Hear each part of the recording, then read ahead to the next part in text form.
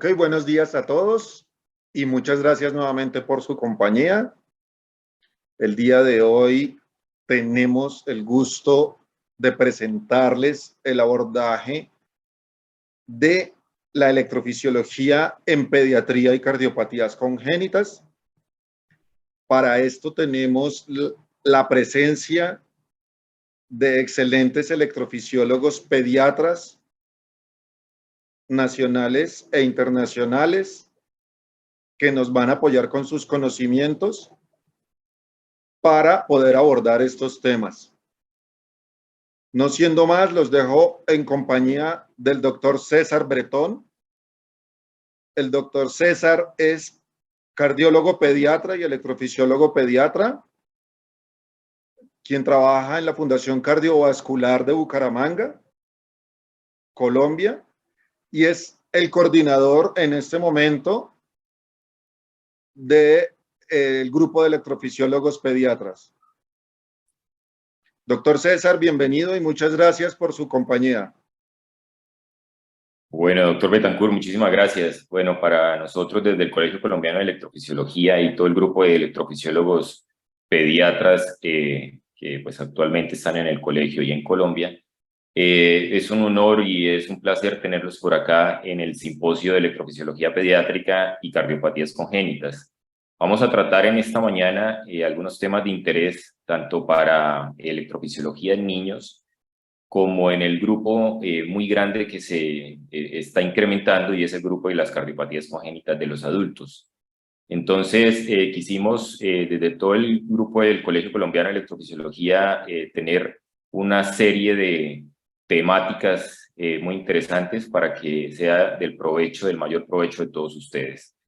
Les recuerdo que todas las preguntas que tengan, de acuerdo a las conferencias, las pueden enviar al panel de preguntas y respuestas, y en el transcurso de la mañana las vamos a ir respondiendo. No siendo más, vamos a dar inicio al programa. La primera charla que tenemos ahora en la mañana es el estado actual de la ablación en anomalía de Epstein. Esta charla está a cargo del doctor Álvaro Arenas. El doctor Arenas es pediatra de la Universidad del Rosario, cardiólogo y electrofisiólogo cardiólogo y electrofisiólogo pediatra de la Universidad de Chile, y es el coordinador actualmente del Servicio de Electrofisiología Pediátrica de la Fundación Cardioinfantil, la Cardio, en Bogotá, y además es profesor asistente de la Universidad del Rosario y de la Universidad de La Sabana en Bogotá. Doctor Arenas, adelante con su excelente charla. César, muy buenos días. Juan Felipe, primero que todo, muchas gracias por la invitación a continuar participando en estos simposios que afortunadamente se han podido seguir realizando año a año tras empezar, creo que hace unos 2 o 3 años, y la participación de todos los electrofisiólogos, tanto colombianos como de Latinoamérica, ha sido bastante buena.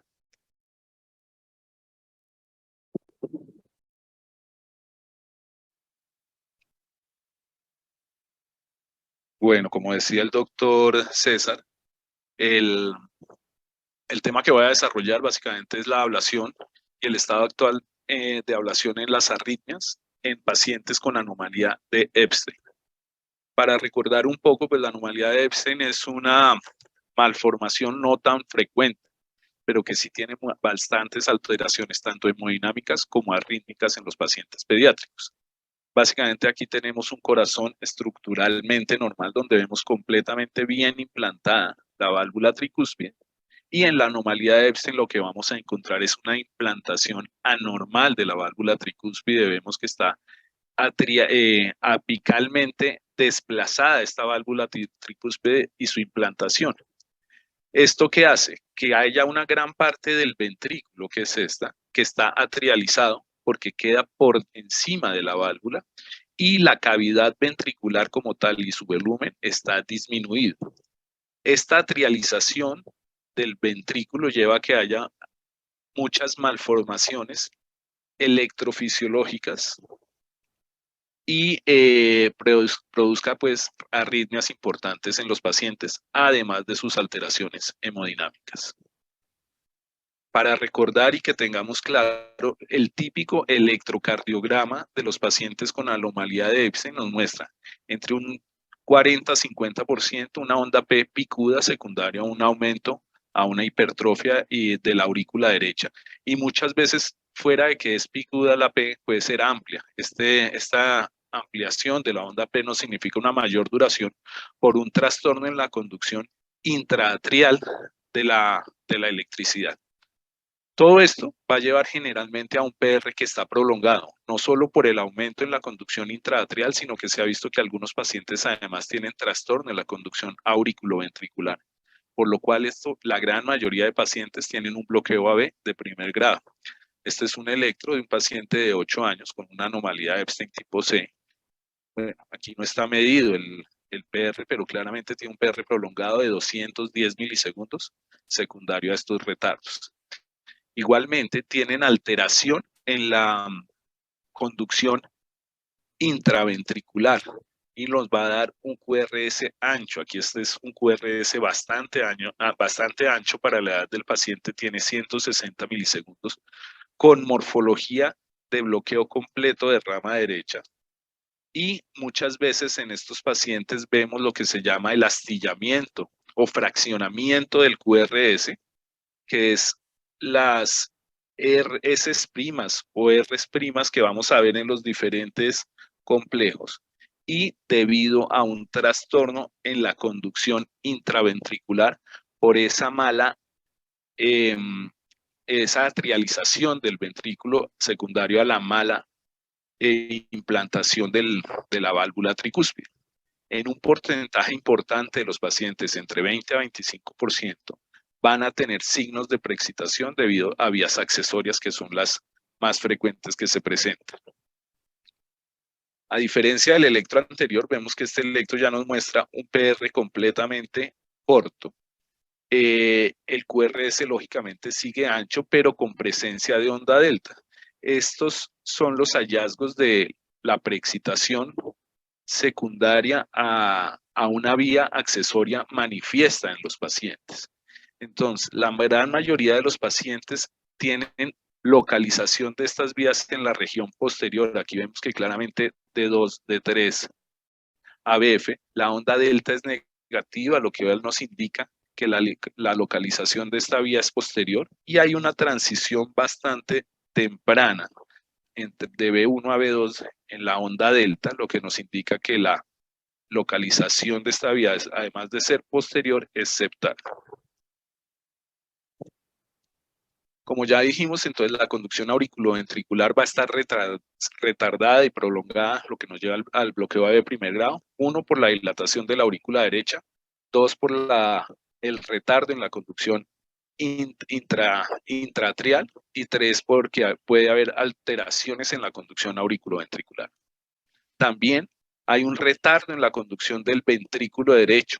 ¿Por qué hay este retardo? Porque hay una activación retardada de ese ventrículo derecho atrializado, o sea, el ventrículo funcional se activa tardíamente y esto nos aumenta el tiempo de despolarización ventricular, y además el sistema His-Purkinje de la rama derecha es anormal.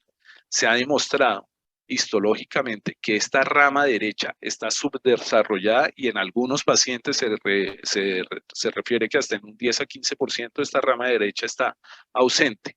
Y no solo ausente, sino que además no se ramifica normalmente como se debe ramificar en las fibras de Purkinje, sino que termina ciegamente la rama cuando está presente, muchas veces dentro del miocardio o si no en el tejido fibroso, generalmente por debajo de la valva septal o de la banda moderadora.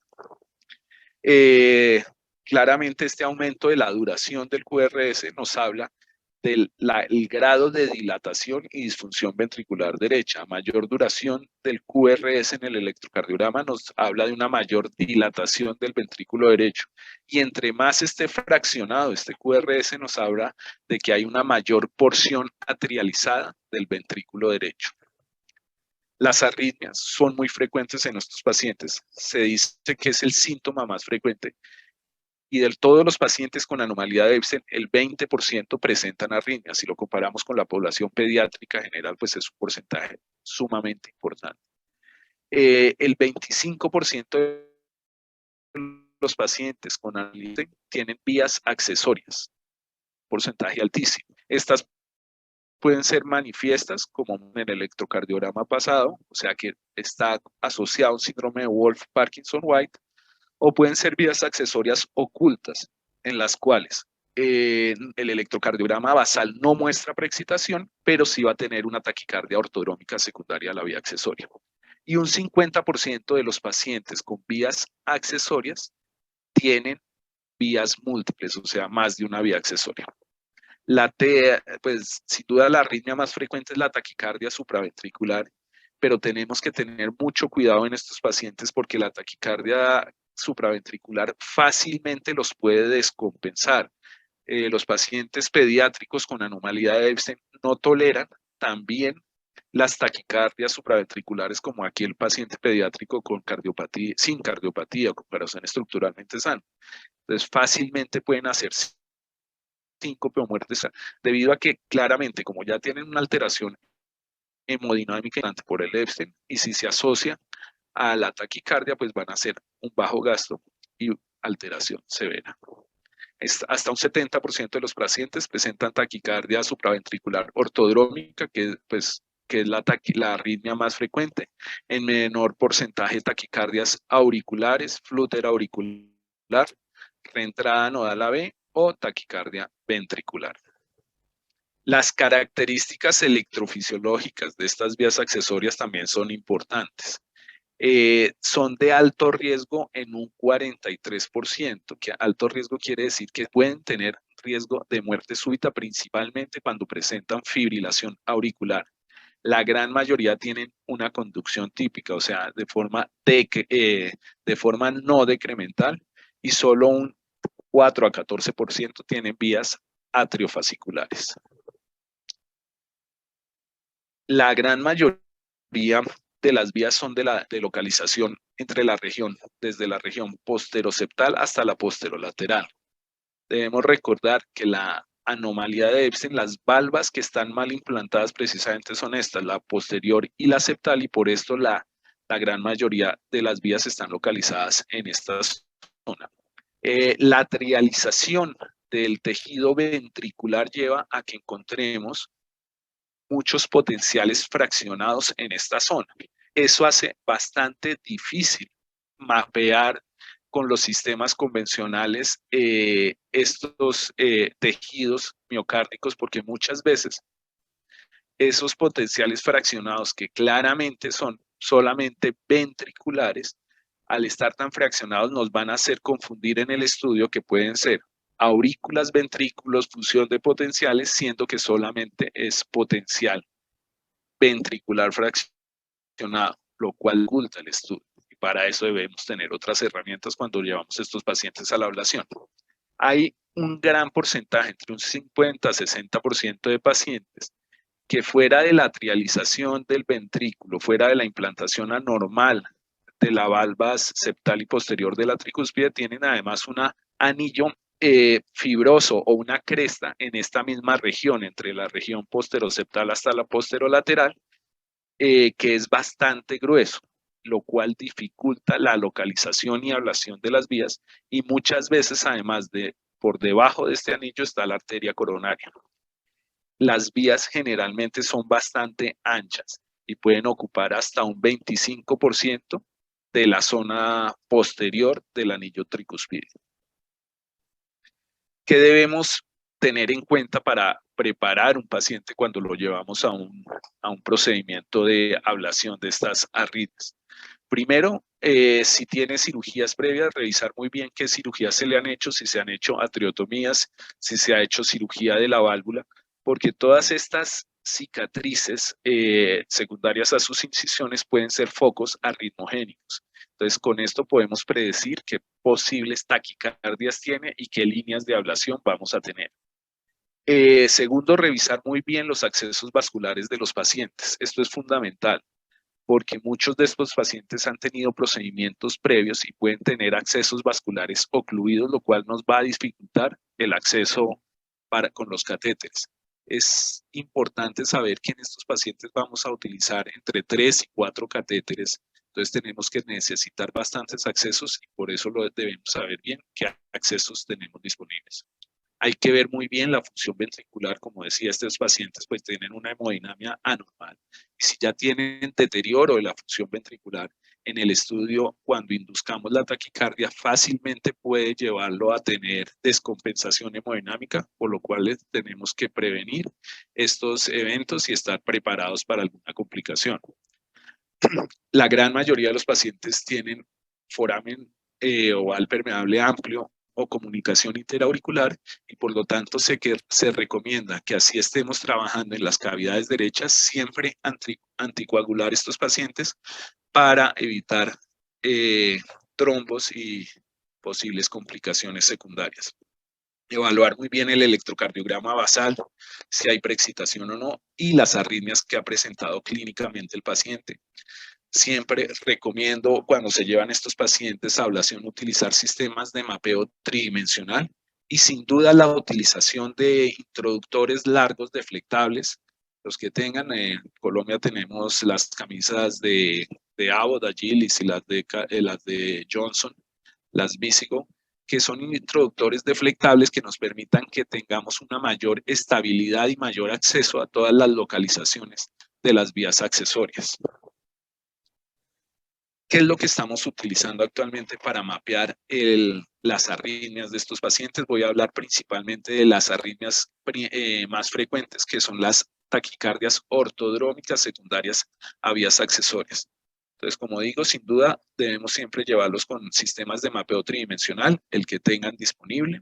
Cualquiera de los más utilizados nos funciona muy bien.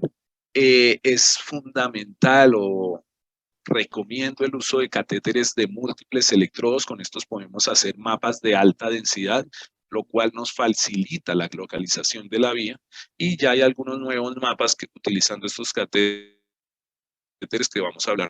Y sin duda, una herramienta muy importante es el uso de la ecografía intracardíaca, que nos permite visualizar tanto la anatomía como los catéteres en contacto con el tejido miocárdico.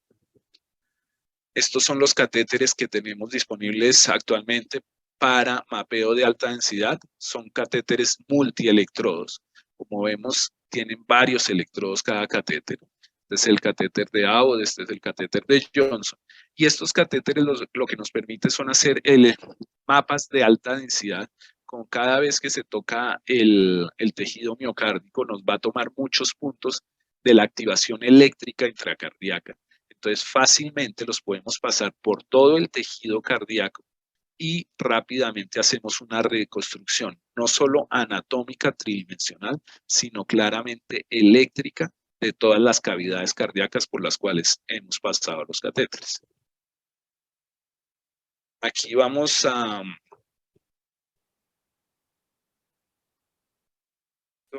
ver el sistema de mapeo. Entonces, este es un mapa Open Window que llamamos, es un sistema de mapeo relativamente nuevo, en el cual utilizamos catéteres de alta densidad con catéteres multielectrodos. En este momento estamos utilizando el catéter de Abbott, del HD Grid. Entonces, lo que hacemos es mover el catéter por todas las cavidades. Este es un paciente con un Epstein, lógicamente estamos en las cavidades derechas, entonces pasamos el catéter por la aurícula derecha, el ventrículo derecho, y lo movemos por toda la cavidad para tomar todos los puntos y hacer una reconstrucción anatómica y eléctrica del ciclo cardíaco. Se llama Open Window porque aquí tomamos todo el ciclo cardíaco, desde el inicio en el nodo sinusal hasta que finaliza en el ventrículo. Entonces vemos la activación eléctrica de todo el corazón. Y finalmente, después de que se ha hecho esta reconstrucción eléctrica y anatómica, vamos a tener este mapa. En este mapa ya lo que vemos es cómo nos queda el corazón. Aquí vemos la aurícula, claramente cómo se diferencia del ventrículo, que hay un anillo, que es el anillo ventricular que no permite el paso de la electricidad. Pero vemos en esta zona posterior cómo pasa la electricidad en forma normal. No está esta barrera que veíamos aquí arriba. sino aquí ya pasa la electricidad anormalmente y esto nos indica la localización de la vía.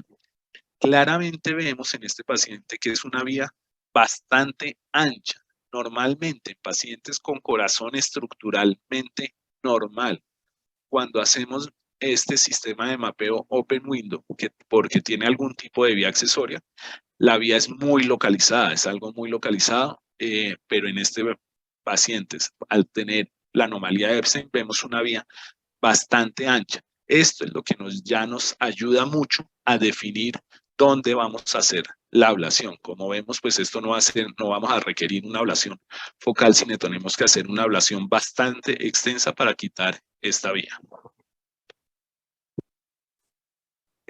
Una vez hemos hecho estos mapas, entonces podemos ver también cómo se está propagando la actividad eléctrica.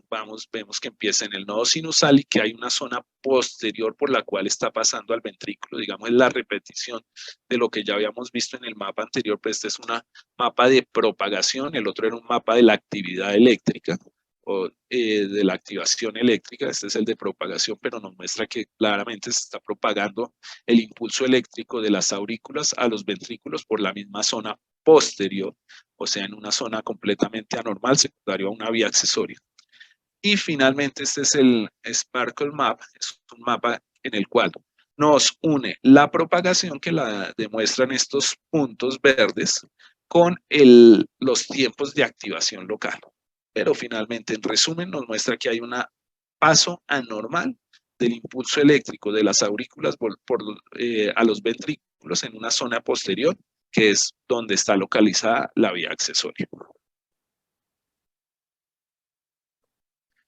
Como les decía, sin duda la ecografía intracardíaca es una de las herramientas más útiles también para ayudar en la ablación de estas arritmias. Entonces, una vez hemos hecho el mapa de alta densidad, que hemos visto la localización de la vía, la propagación del impulso eléctrico, entonces tenemos que ver ecográficamente para decidir dónde se habla. Esta es una imagen de ecografía intracardíaca en corazón estructuralmente normal. Vemos cómo entra la cava inferior, el istmo cavotricuspidio y el anillo anatómico normal tricuspidio. Ahí está completamente bien insertado con una distancia normal.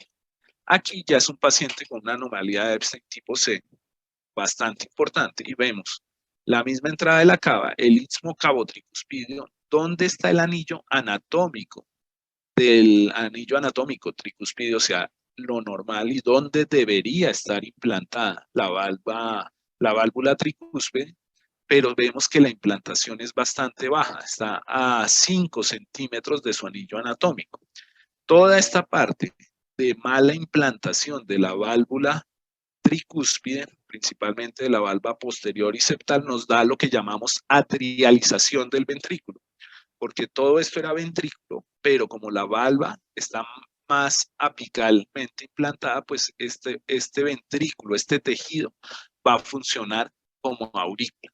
Y aquí es lo que va a producir todas estas alteraciones en la conducción intraventricular y las arritmias. Aquí ya vemos entonces la correlación entre el mapa tridimensional y la ecografía intracardíaca. Entonces tenemos el catéter de ablación en los sitios donde teníamos localizada la vía accesoria. Como vemos, se han hecho múltiples puntos porque era una vía ancha.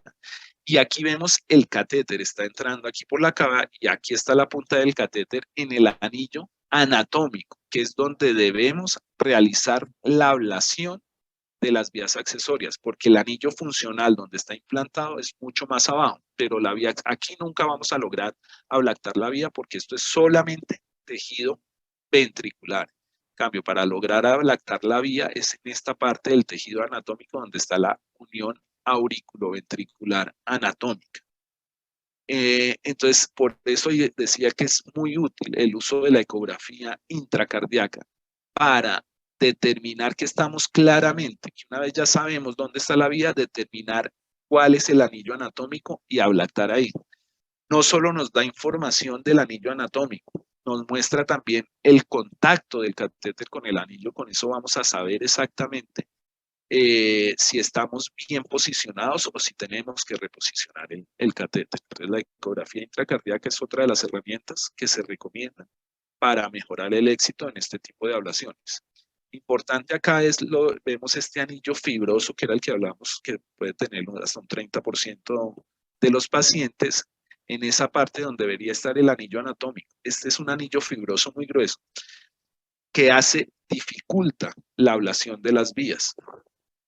Aquí vemos en vivo cómo está el catéter y que se está realizando ablación en el anillo anatómico y dónde está el anillo funcional mucho más abajo. Para poder hacer una ablación efectiva, entonces también se recomienda utilizar estos catéteres que son irrigados e idealmente con fuerza de contacto. Al utilizar los catéteres irrigados, pues tenemos unas lesiones más profundas. Y como tenemos estos anillos fibrosos, gruesos, a nivel del sitio donde van a estar las vías, nos ayuda a poder realizar una lesión más profunda y tener mayor éxito. Y la fuerza de contacto nos ayuda para saber y definir con qué potencia vamos a realizar la ablación, porque es muy importante tener un contacto adecuado para que no solo lo vamos a ver por el eco intracardíaco, sino también con los datos de la fuerza de contacto del catéter, y con esto definimos qué parámetros de poder vamos a utilizar para realizar la ablación. Entonces, estas son las nuevas estrategias que debemos utilizar siempre que llevamos a estos pacientes con EPS. En resumen, básicamente, pues estos pacientes tienen una anatomía anormal del anillo tricuspideo. Esta anatomía dificulta mucho la localización y la ablación de las vías accesorias, que son las arritmias más frecuentes que se encuentran en estos pacientes, por lo que se recomienda siempre llevarlos con sistemas de mapeo tridimensional. Realizar mapas con catéteres multielectrodos y mapas de alta densidad, y este nuevo sistema de mapeo Open Window que nos permite localizar más fácilmente la vía accesoria. Utilizar introductores largos deflectables para mejorar la estabilidad y el acceso del catéter a los diferentes sitios donde tenemos que ablatar. Utilizar catéteres irrigados con tecnología de fuerza de contacto y sin duda el uso de ecografía intracardíaca, que nos mejora mucho la visualización de la anatomía y de los catéteres para lograr resultados exitosos. Muchas gracias.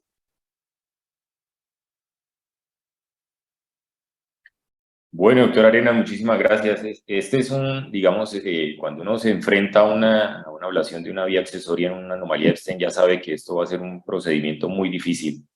Como usted lo decía al final, la idea es entrar con todas las herramientas posibles. Excelente charla, muchas gracias, doctor Arenas. Y bueno, les recuerdo a todos los asistentes a este evento que pueden enviar todas las preguntas al panel de preguntas y respuestas, y en el transcurso de la mañana le estaremos contestando.